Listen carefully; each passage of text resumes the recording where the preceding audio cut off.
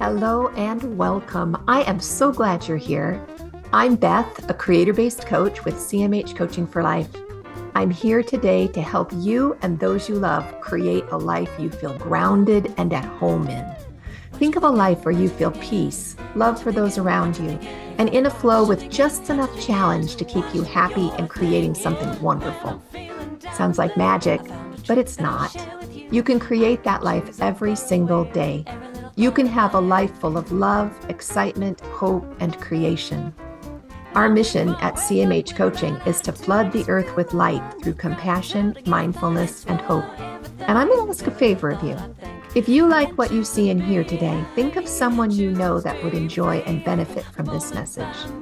Our mission is to flood the world with compassion, mindfulness, and hope. Share this with them. But for now, this is time just for you. So settle into whatever you're doing and enjoy this time with the girls, where we create that one awesome, amazing, perfect life every one of us is seeking. You gotta watch your thinking. Watch your thinking. Watch your thinking. And it is the weekly podcast for CMH Coaching. We empower women of faith to create the lives they love, the lives they've always wanted. And that includes being punchy now and then. So I'm here with Jacine Bonnet, a business coach, a mom, a grandma, an avid runner, and Jennifer DeRoos, a coach, a can grow anything gardener, and a hypnotherapist. And I'm Beth, a master life coach, an author, and the creator of the Creator-Based Way. Create your one awesome, amazing, perfect life. So this month we're talking about blessed because it's harvest season and everybody feels blessed in the fall. And we're considering how to receive the blessings that are out there in abundance for us already. Like I said, it's harvest season, but you have to go to the garden to pick the produce in order to receive it. It doesn't just jump into your lap and say, here I am, buttered and salted, peppered, eat me. So this month we're talking about our blocks or maybe some tools for receiving all of that good abundance that's out there in the world. Just for us. It was pretty great. So today we're going to start with a quote by Mark Nepo. It's one of my favorite authors. He says, your being is whole, whether you solve your problems or not. They're just problems. They're not you. And I love the premise behind it because so often don't we look at the list of problems that we're carrying around and say, I am overweight. I am unemployed. I am ADHD. I am whatever I am, right? Mm-hmm. But It's not true. They're just problems. They're not you.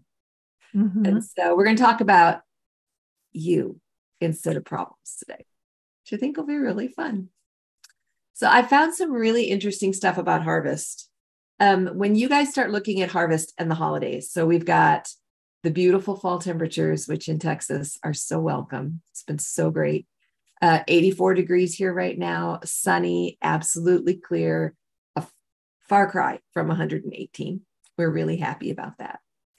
And so we've got all of this beautiful fall weather. And then we've got, well, today's Columbus Day too. So that's cool. Kids are out of school. It's State Fair week. Lots of kids going to the Texas State Fair. And then we've got the Thanksgiving holiday coming up. And then we've got Christmas coming up. And we've got New Year coming up.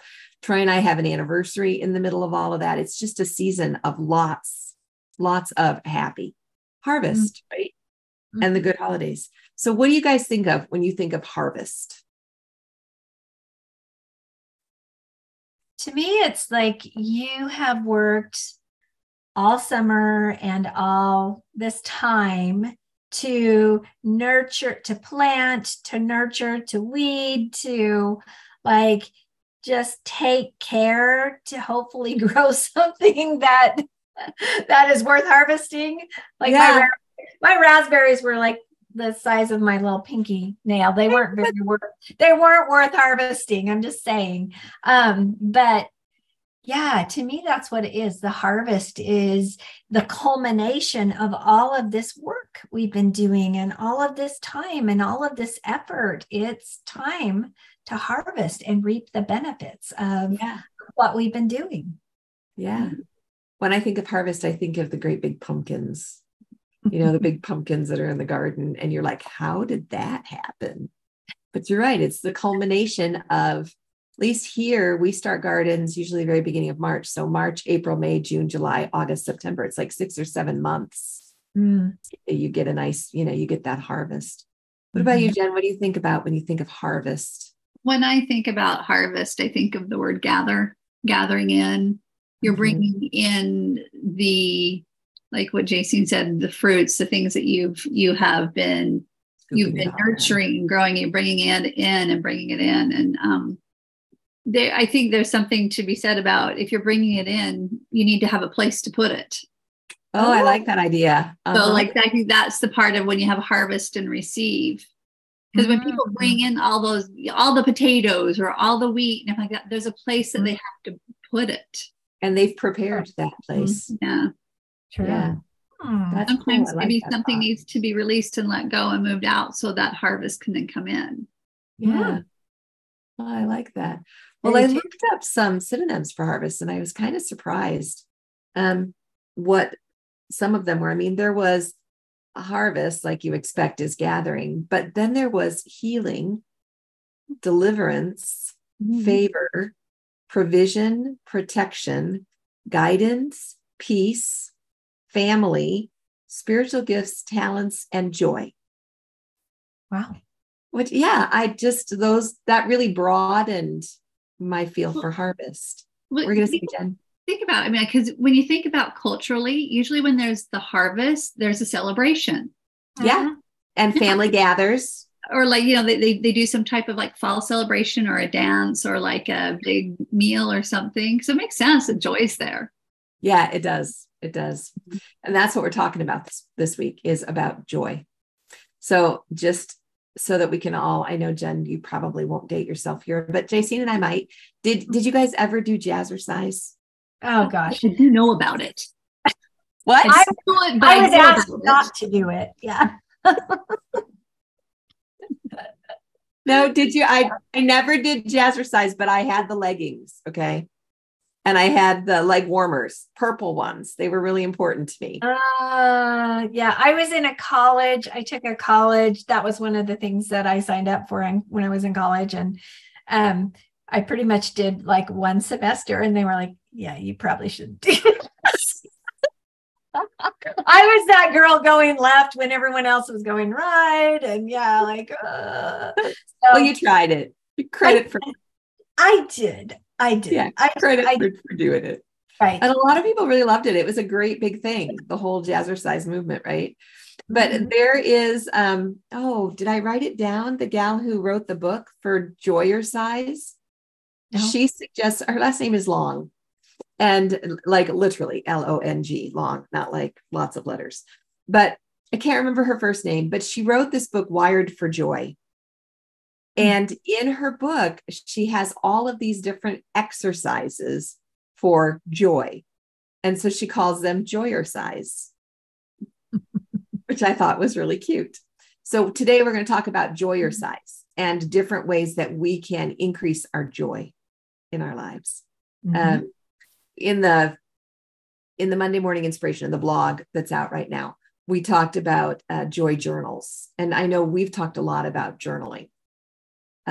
Just in general, in our practice, in our coaching practice, there's so many great benefits. But this was cute because they were just little mini journals that you could keep in your pocket throughout the day. And then it was a jot journal where you would just jot down tiny things that brought you joy. And it reminded me, Jen, what you were talking about not too long ago about joy spotting. Can you tell us a little bit about joy spotting? Well, joy spotting, and I don't remember the author, but she wrote about how it was a practice that she would do to help bring the positive stuff into her life.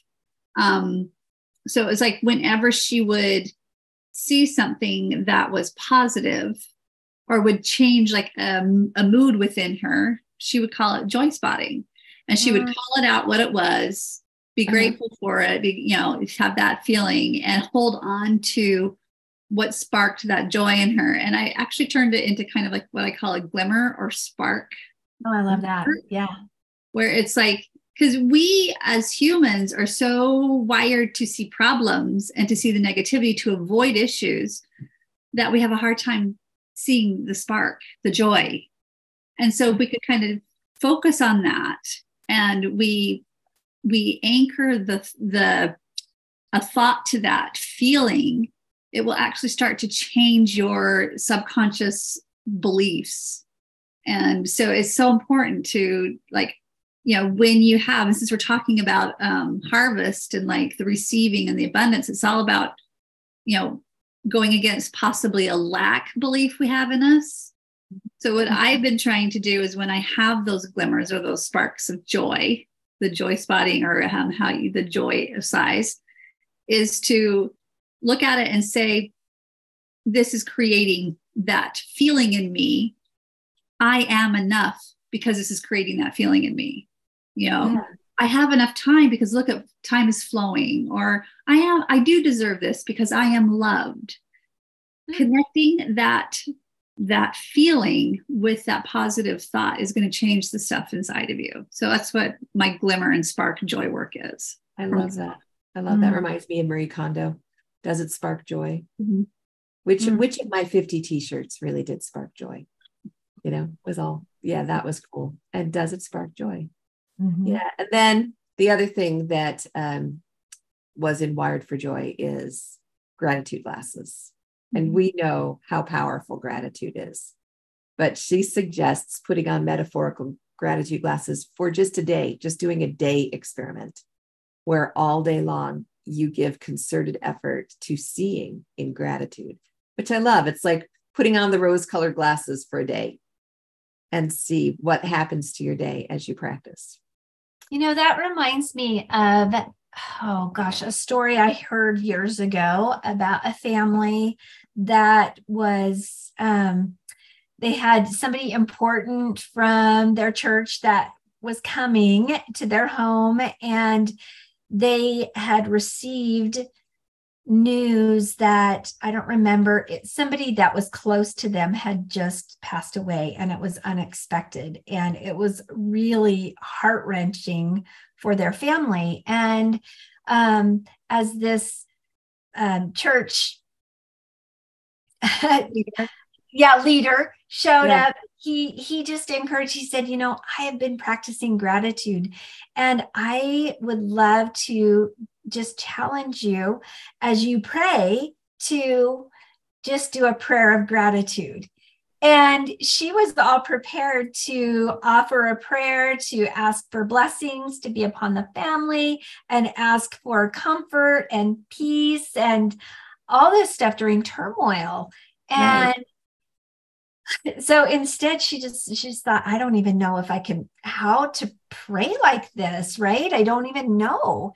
And so as she began to pray with gratitude, she said, the more grateful I was, the more gratitude poured out. And the gratitude was able to bless the lives and bring peace and bring what was needed just by offering a prayer of pure gratitude.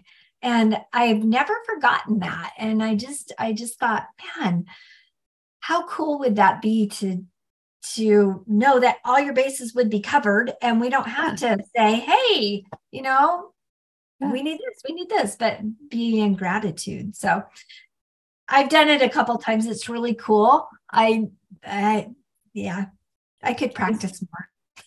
So powerful. Gratitude really is our secret superpower. It's wild. When the day is going badly, gratitude will flip it around really quickly. Yeah, it really makes a huge difference. And when you need that consolation, you need that strength, it really is very powerful. Gratitude. So now we come to my very favorite, Joy-ercise. Jen was going to say something though. Oh, did I miss it? Yeah. Oh. What I have learned about gratitude and why I believe it's a superpower, it's not the Pollyanna everything is perfect look. It's the acknowledgement of, this is hard, but we are grateful for whatever we have, or, you're pointing out that, and it may even not even be a hard time in your life, but it's like, it's that understanding of the reality of what is, and not trying to have it all be rainbows and butterflies. No, you don't want to gloss it over, but there are things for sure. Yeah. And it does, it turns yourself to finding the good and finding, and it has a feeling, it has a power behind it. It really does. It's amazing. Gratitude is an amazing power. Okay, so let's talk about ta-da. It's my favorite. The ta-da list. Ta-da. Ta-da. I learned about the ta-da list from Gretchen Rubin from her Happier podcast way years and years ago. And it's like, I think that their podcast is on episode 500, and this is like episode 100. It was at the very beginning of their episodes, but she learned about it from a subscriber who, when they were talking about to-do lists and how to get through the to-do lists, one of the subscribers wrote in and said she didn't keep a to-do list because the to-do list kind of tend to drag her down, and she'd get overwhelmed with it and feel like it was too much. And so what she decided to do, instead of keeping a to-do list, was to keep a ta-da list. So at the end of the week, when she was kind of viewing what had happened over the past 5 or 6 days, she would make a list of the things that she accomplished that week.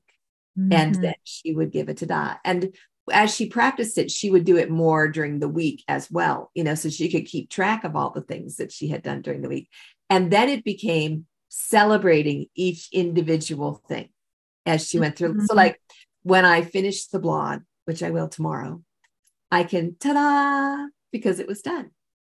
Or when you finish cleaning your dishes, getting all the dishes done, ta-da, it just feels great. What I really like about it, though, is so often we don't give ourselves credit for the things that we do. And so by writing down a list of the things that you accomplished, you can look back and go, wow, that's why I was so busy this week. Otherwise, we end out with looking at this bottomless to-do list and thinking, oh, I'll never get this done, right? It can feel really overwhelming. What do you guys think? Did you read about the ta-da list? How do you feel about it? I love ta-da. I do. I love ta-da. Because, and that's something I've taught for such a long time, is just, recognizing what went well today. What did I do right?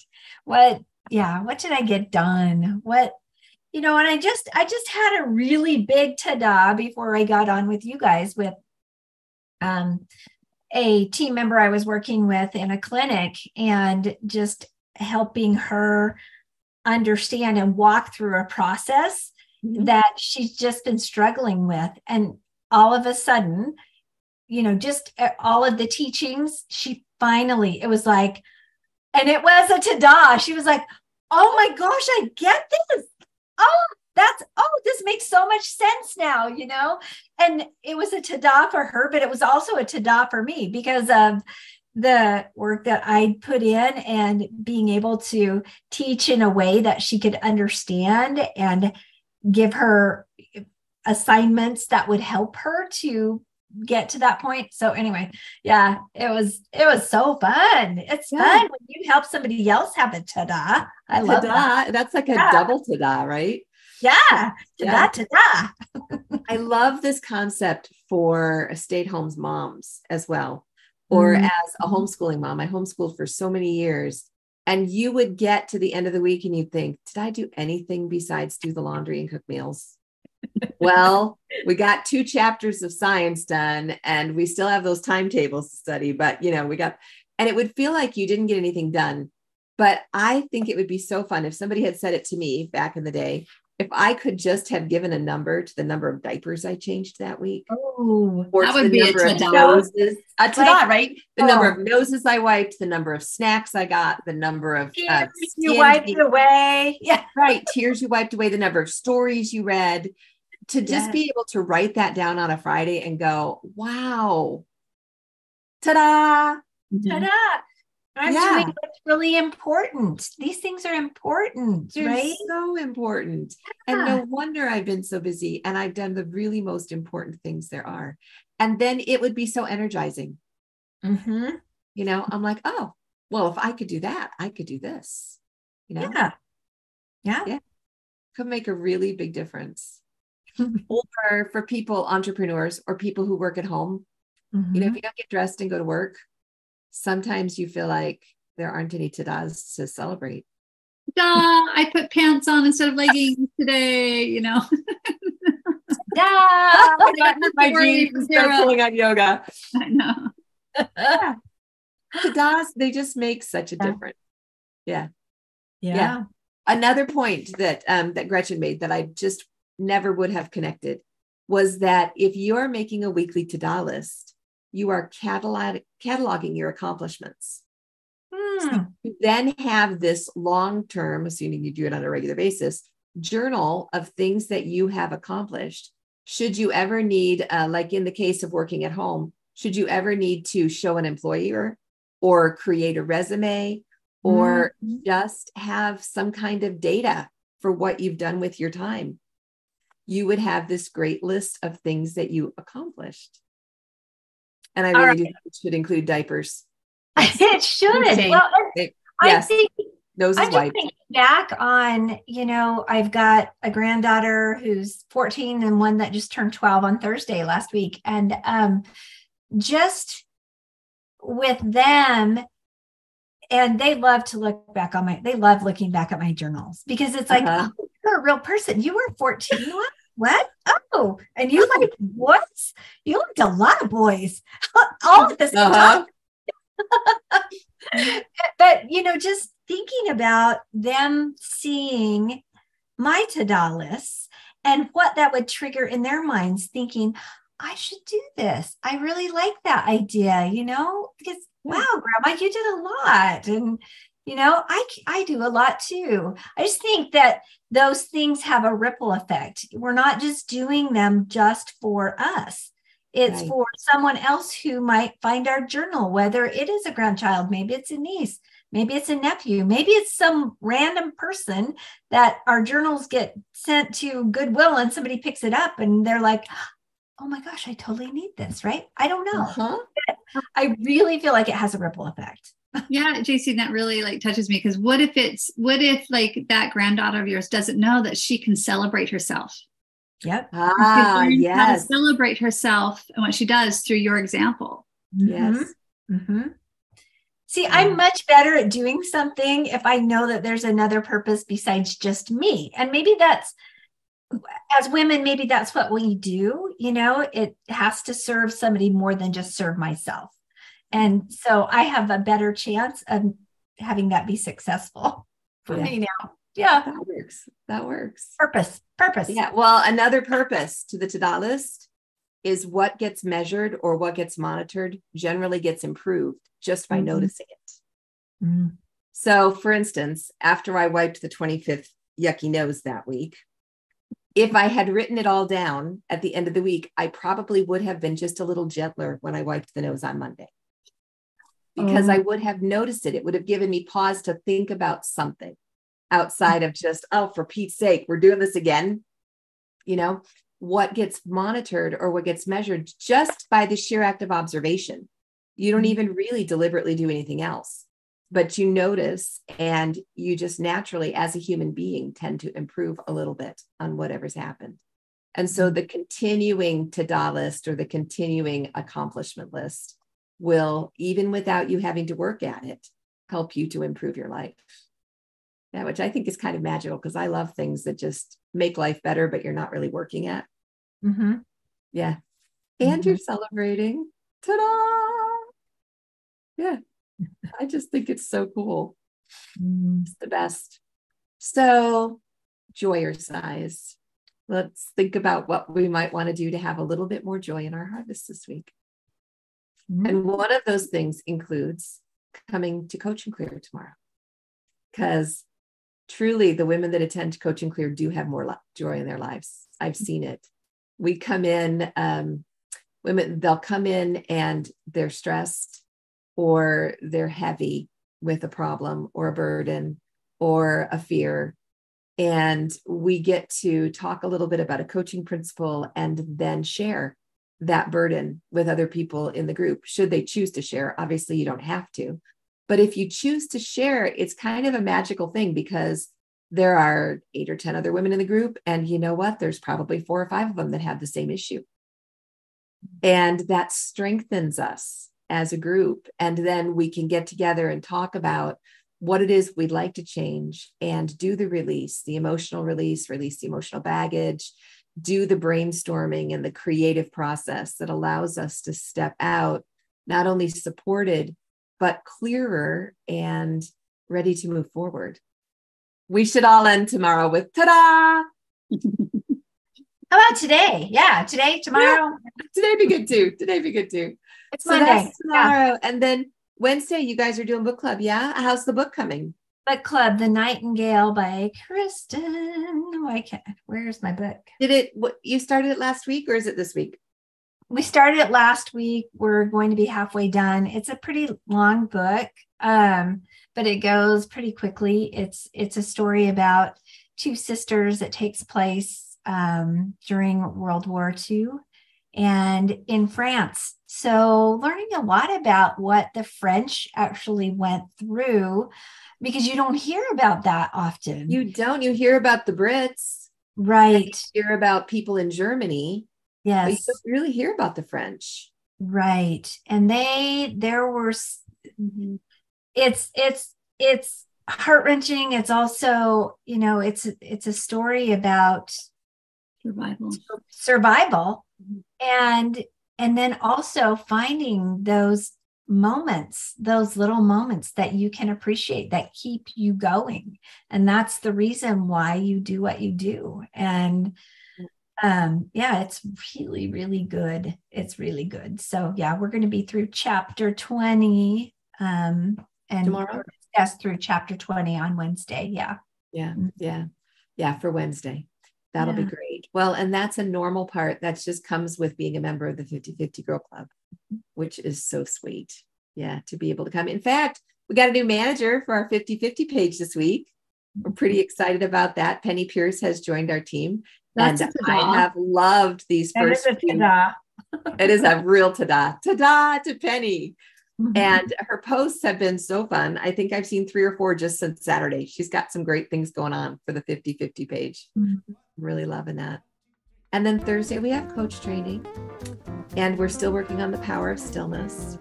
And we're going to be doing some more with that this week, which will be lovely. And then I think we kind of have a quiet weekend. It's been really busy around here for a while. And so we're going to enjoy some harvest and bring in the blessings and find joy for our week. It'll be good.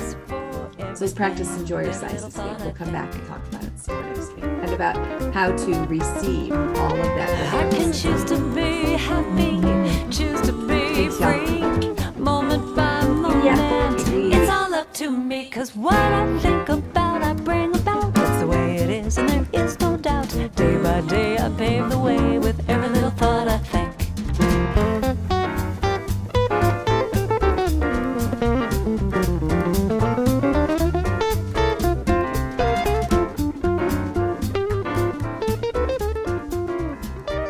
Thanks for joining us today in A Creator-Based Life.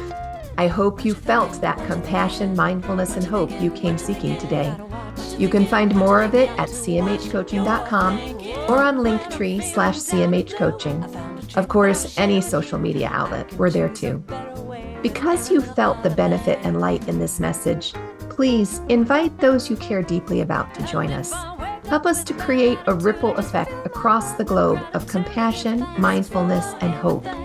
Then we can create a creator-based life together. Have a great week, y'all. We'll talk to you soon. It's all up to me, 'cause what I think about, I bring about. That's the way it is, there is no doubt. Day by day, I pave the way with every little thought I think. Day by day, I pave the way with every